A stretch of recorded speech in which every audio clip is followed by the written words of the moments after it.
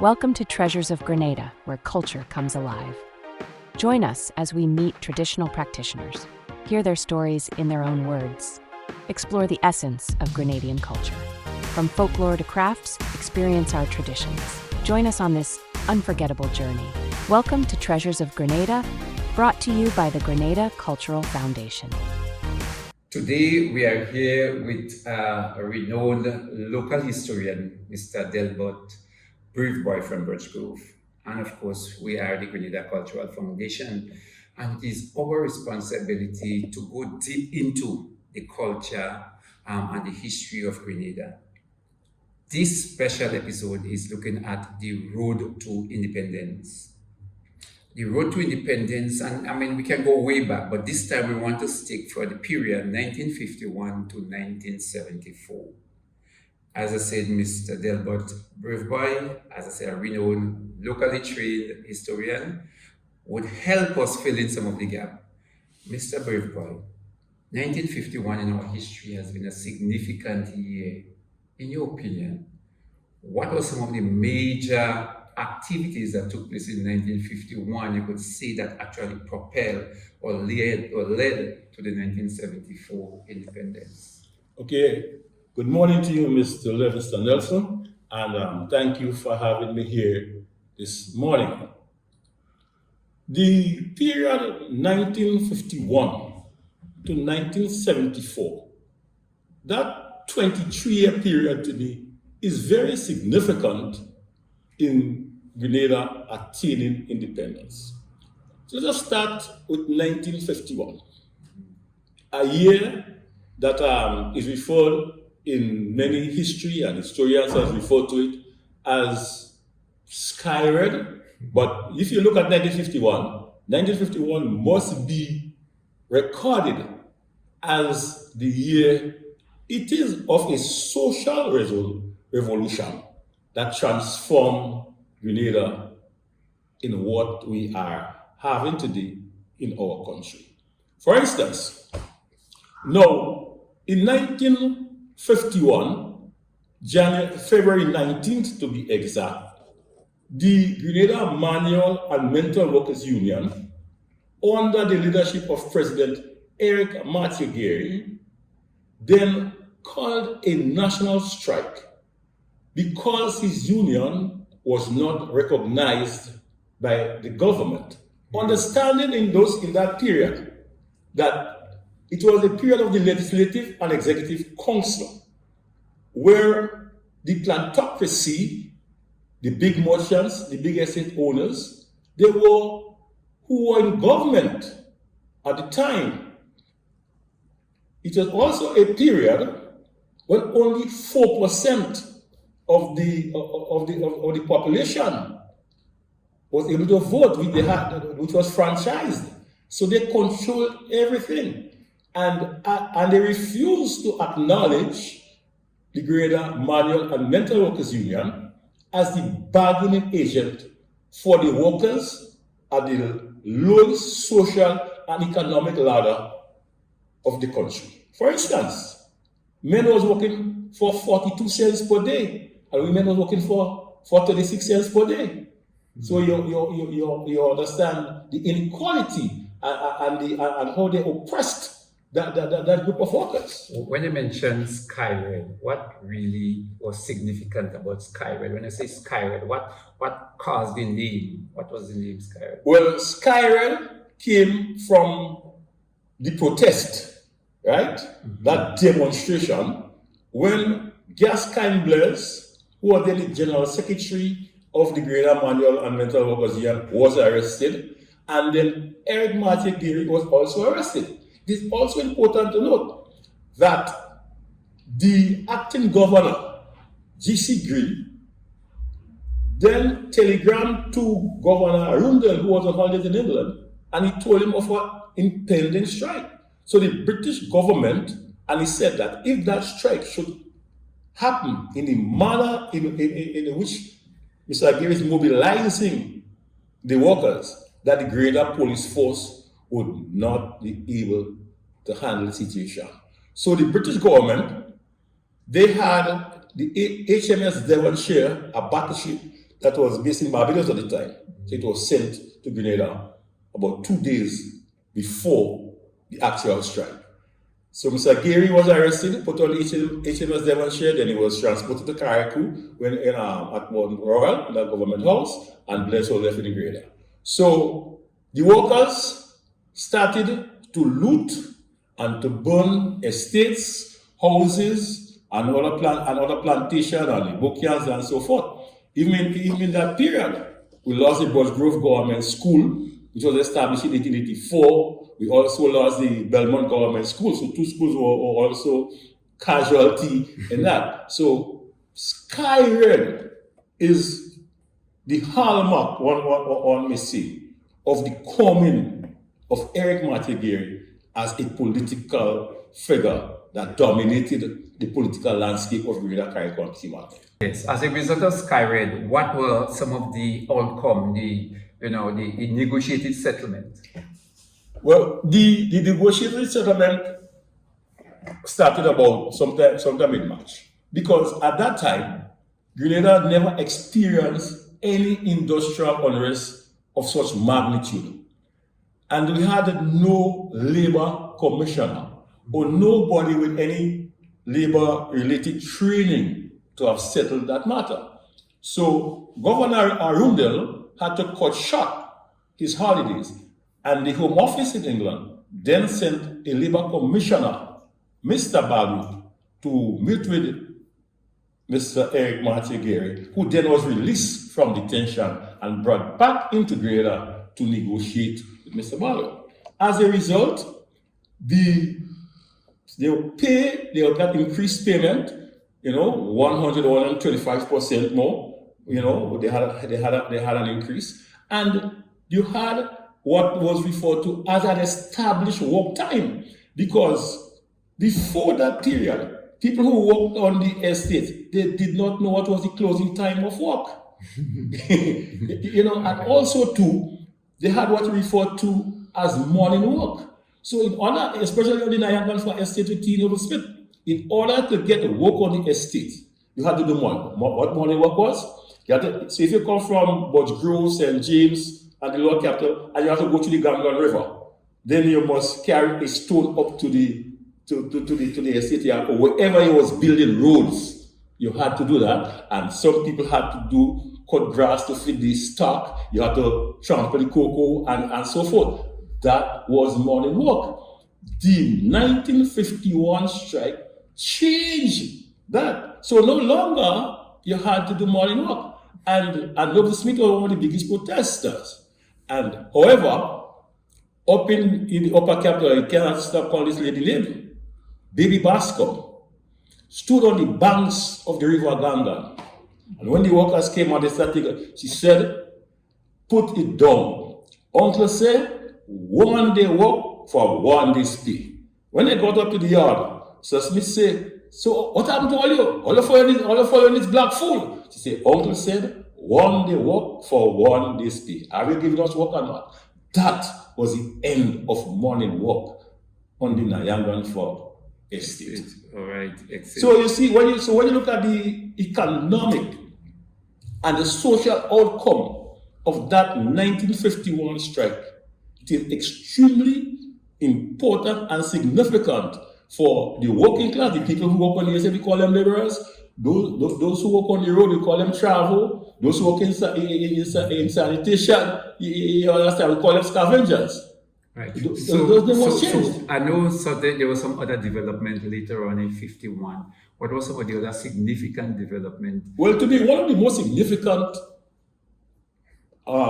development or event in that period is that the people of Grenada, every person in Grenada above the age of 21, regardless of their social or economic status, was able to vote under what was then referred to as adult suffrage. Now, before that period, right, you look up to the last election before 1951, 1947, only 4% of the population was able to vote. So one of the most significant things coming in 1951 was every Grenadian, regardless of their social or economic status, had the right to vote, and on October 10th, 1951 was when that right was exercised for the first time. And also as a result from the strike, the Grenada United Labour Party was formed from the Grenada Manual and Mental Health Workers Union, and up till today, the only union to form a successful political party, or only union to form a political party, is the Grenada Manual and Mental Health Workers Union, who formed the Grenada United Labour Party. So moving a little into boundaries and constituencies, how many, I don't know, today they are called candidates, they are called ministers, how many constituencies there were at that time in the 1951 election? Well, you had 8 constituencies. You had the town of St. George, the parish of St. George, St. David, St. John, St. Mark, St. Andrew, North and South, St. Patrick, Carrick. That was the 8 constituency. It is also important to note that St. John and St. Mark was one constituency at that period. Yeah. So there were only 2 constituencies in St. George? Yes. St. Andrew? Yeah, 2 in St. Andrew and 2 in St. George. In St. George, you had the town and you had the parish. Okay. As you know that Marshall dominated the town. He was never a part of any political party. So, and what were some of the parties that contested, or I never knew that Marshall was in a party. No, Marshall never a part of. He always ran independently. Okay. The other parties, well, so after, there was a 3-year cycle for elections in this period, right? So in 1956, after the defeat of all the political opponents, and Gary, was the leading, or the Grenadian United Labour Party was the leading party in those days to control the legislative council. And Dr. John Watts, in 1956, established the GNP. The GNP was a middle-class party. After the defeat of Robert Blaise in Carriacou in 1954, then Dr. John Watts invited him to join the GNP, and Robert Blaise became the leader of the GNP. You also had the PDM, the People Democratic Movement, that was formed in Carlton by Franklin Carlisle, right? And that was the real upper class party. We're talking about the PDM was the creme de creme, with people like LCJ Thomas, who then owned La Sagesse and the distillery, and he had many estates in different parts of the country. You have people like Bowman Campbell, the part of the Belvedere, Rosemont estates, and so forth. So that grouping, they formed the PDM. You also had the Phillips brothers. They had the Grenada Federative Labour Party. Oh. You don't hear much about this grouping. Yeah. So in 1957, the Grenada United Labour Party was challenged for the first time by other political parties. So in the election of 1957, with 8 constituencies, 4 political parties and individuals contesting that election. The GLP got 2 seats. The parish of St. George with Eric Matageri, and the parish of St. David with Sir Joseph Gibbs. The GNP, they got St. Patrick and they got Carriacou. The PDM, they got South St. Andrew and St. John, St. Mark.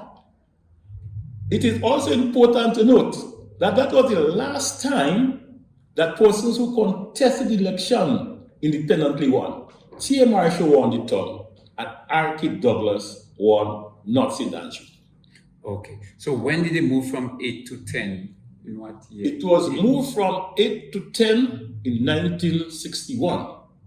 But before we go into 1961, during the period of 1957 to 1960, an act was passed to dissolve the Legislative and Executive Council and to replace it with the House of Representatives and the Senate.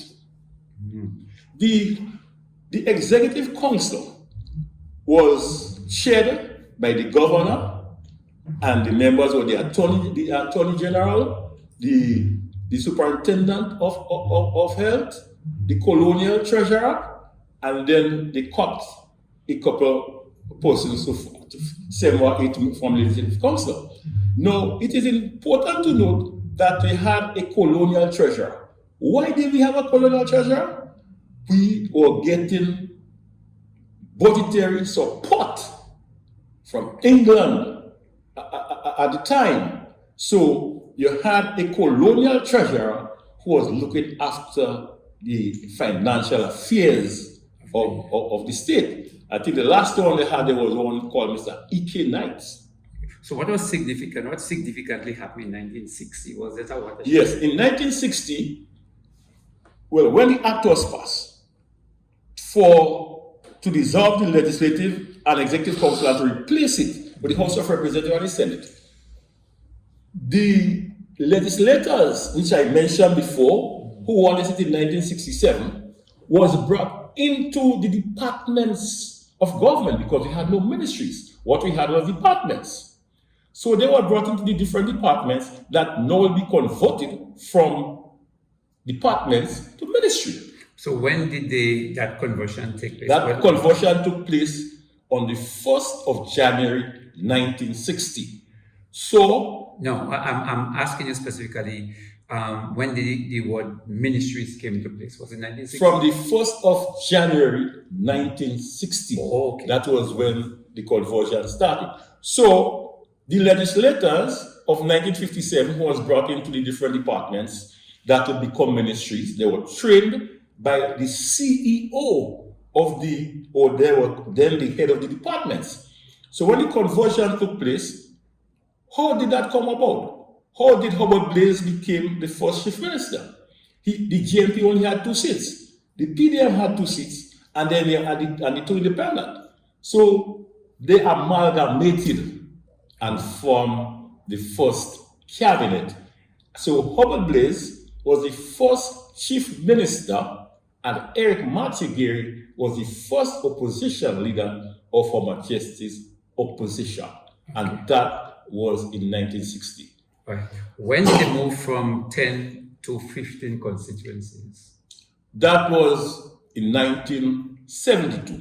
But before we moved from 10 to 15, we moved from 8 to 10. Yeah. So St. Mark was separated from St. John, and the parish of St. George was divided into north and south. So we have 10, that's how the 10 constituency came about. Okay. In 1972, which was a referendum election, the constituency was increased from 10 to 15. So St. Patrick, that had 1 constituency, that was divided into 2. So you have St. Patrick East, St. Patrick West. Right. St. George, which had 3 constituencies, you have South St. George, Southeast St. George, Northeast, and Northwest St. George. St. Andrew, South, were divided into Southeast and Southwest, and North St. Andrew into Northeast and Northwest. So that's how the 5 constituencies were added to the 10. Right. To make it 15. Okay, so I want us to go now into some more juicy stuff. Who are some of the key players on the road to independence? So I'm talking about the proponents, those that supported, and I also would like you to then have a separate discussion on the opposition, those that oppose, from from the time the road started. Well, let us look at 1967, which we could refer to as the precursor to independence, right? Mm. On March 3rd, 1957, on March 3rd, 1966, Grenada was awarded statehood. Statehood is self-internal government, but the British government was responsible for foreign affairs and defense. Mm-hmm. So that we also had a national flag with yellow, green, and blue, with a nutmeg in the middle. That was the statehood flag, you also had an anthem written by Ross and Adams, Hope of Our Future. So that was the first anthem which led up to 1974. The Grenada National Party, the GNP, who was elected in 1962, but I think we still miss that period here. Let me say this. Let me just go back a little bit to that 1960. Now, Eric Matthew Gary has been the only politician in Grenada to have been defranchised. So Eric was unable to contest the 1961 general election. The party was led by city barrister G.E.D. Klein, who led the Grenada United Labour Party successfully, and G.E.D. Klein became the second chief minister of Grenada. Now, so Eric banned, or he will regain his franchise in 1961. The first representative of South St. George, Joshua Thorne, then resigned, creating a by-election. So Eric contested that by-election successfully, because I know in those days that was the cane belt, and nobody beat Uncle in the cane belt. Right? That was referred to as the cane belt, the south of the island, you know. So Uncle came in back into office on the resignation of Joshua Thorne. The chief minister then, G.D. Klein, stepped down. Gary became chief minister. Renovated Montreal and bought one of the biggest mega pianos we had in the country to furnish Montreal. And that is what was referred to as Squandermania, and the Gary government was dissolved for Squandermania in 1961. So we had election in 1961, we had election in 1962. In 1962, the GNP returned to office. It is also worth to note, when you're talking about the road to independence, it's also worth to note that in 1958 we had the Federation. Federation dissolved in 16. So the theme of the election in 1962 under the GNP was unitary state with Trinidad and Tobago.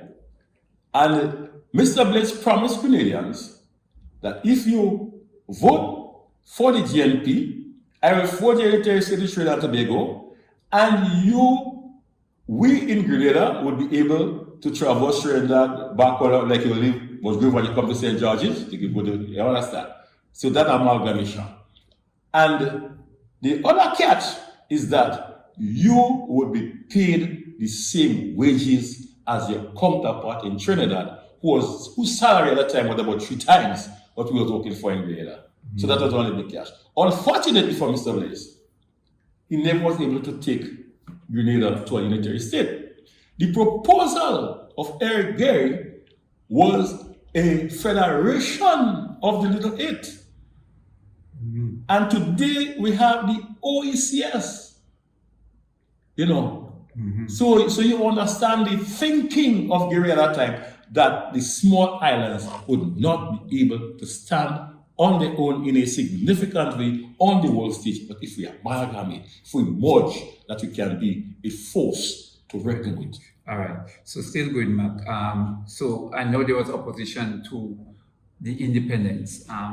Some people speculate on several grounds why there was opposition to Gary. Although it's not my time, so I want you to.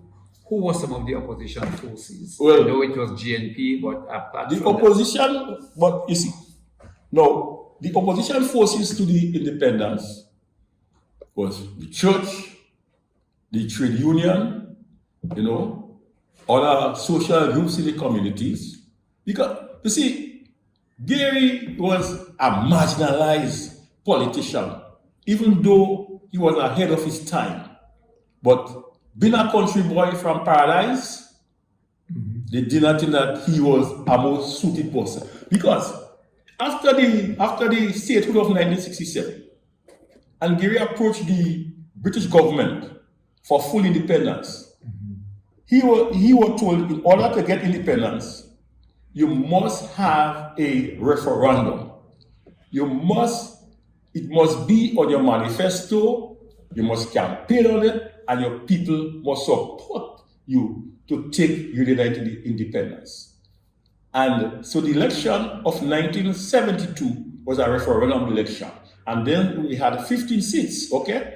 So the Grenada United Labour Party won 13 of the 15 seats, losing St. Patrick West by the smallest margin you could lose by. 1 vote. Winston White won it on Friday. You understand? So, independence, there was a precondition. The Grenada United Labour Party, they meet the requirement of the British government, and therefore, being the principal people as they are, they would not have denied the Grenadian people from getting independence. As a matter of fact, the Grenada United Labour Party won the town of St. George for the first time in 1972. They never won. You understand? Right? So you look at it. So the opposition, Mr. Hubert Blaze, Ben Jones,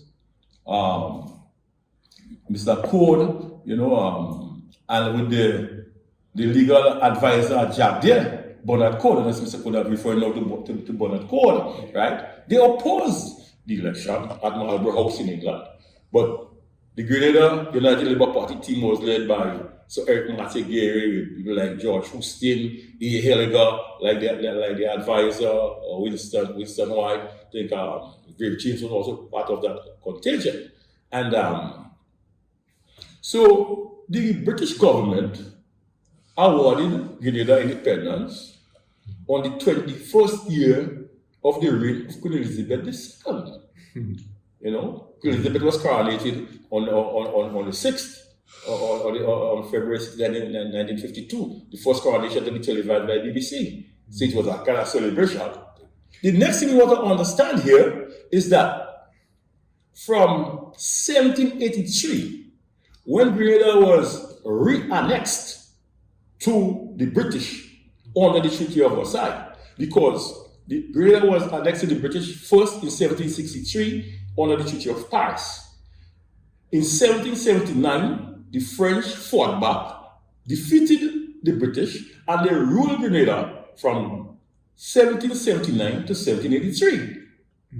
So in 1783, from 1783 to 1974, Grenada was under the colonial rule of the British government. So on February 7th, 1974, when the Union Jack was lowered and our national flag or hoist, to me, is one of the most important period in the history of our Grenadian people.